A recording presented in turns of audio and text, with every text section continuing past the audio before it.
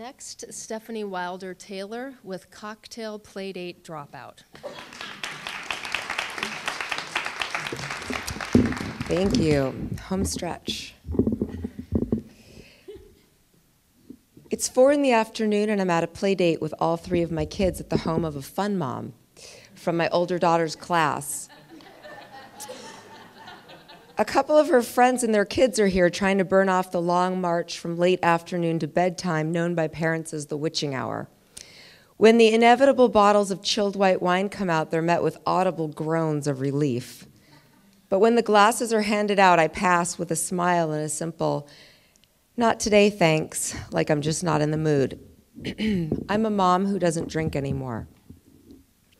One of the moms who doesn't know I'm in recovery glances at me funny sipping on my Diet Coke, which I totally get. 2 years ago, a couple of kids, a bottle of wine, and with any luck, a few Vicodin left over from someone's C-section sounded like the perfect play date, and I had no trouble finding other mothers who shared my enthusiasm for better parenting through Chardonnay. Drinking worked for me. It worked to lessen the anxiety, the fear, and yes, the boredom that I felt as a mother. It also helped me bond with other parents who still thankfully enjoyed an adult pastime like wine. Maybe the other mom is worried I'm judging her. Maybe she thinks I'm sipping my soda, wondering what kind of mother ties one on with her kids underfoot. But of course, that's not the case. The truth is, I miss it. I miss how alcohol allowed me to tolerate conversations about breastfeeding, the horrors of public school, the importance of organics, and the few other topics my life had narrowed down to. For me, drinking helped bridge the gap and allowed me to feel a part of rather than apart. I authored 2 books with alcohol-infused titles, Sippy Cups Are Not for Chardonnay and Nap Time's the New Happy Hour, and sang the praises of the cocktail playdate. I even went on the Today Show twice, defending the practice of drinking with other parents as a perfectly acceptable social practice. And when there was backlash on the Today Show website or the Amazon reviews of my book, I felt defensive. After all, I wasn't telling people to down a bottle of wine, smoke a joint, and maybe swig a few shots of their kids' prescription cough medicine to get through a day at the park. I was suggesting the ancient notion that drinking in moderation can ease the pain. And that's how I believed I drank, until I didn't. By the time my daughter was 2, I started to question myself and wondering if I wasn't getting dependent. I was a daily drinker by then, often grabbing a glass of wine at lunch because I could. But then I got pregnant and didn't drink through my whole high-risk pregnancy. 8 months and not a drink. Problem solved. Nothing to worry about here, folks. Clearly, I could stop anytime. My consumption picked up ahead of where it left off with the stress of having preemie twins. It morphed into daily drinking combined with Xanax and a feeling that after a glass or 3, I really didn't want to stop until I was completely out of it.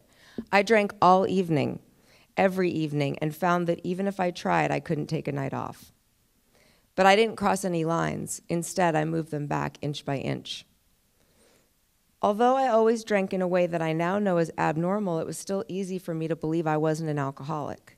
Alcoholics are homeless gutter drunks or slurry, abusive moms swilling mouthwash when they run out of Bushmills. I was simply a woman who had a little too much wine at night by myself or with my husband while my kids were asleep and out of harm's way. I was definitely not an alcoholic. I was so much better than that, until I wasn't. At the last cocktail playdate I attended before I quit drinking, apricot martinis were the order of the evening, and I found myself swilling a few while a nanny stood by watching the children. Finally, after a long day spent worrying about my one twin with failure to thrive, playing cruise director for my 4-year-old, it was now my time. The buzz took over, my off switch disengaged, and I had quite a few before I finally strapped my kids in and drove home, most certainly over the legal limit.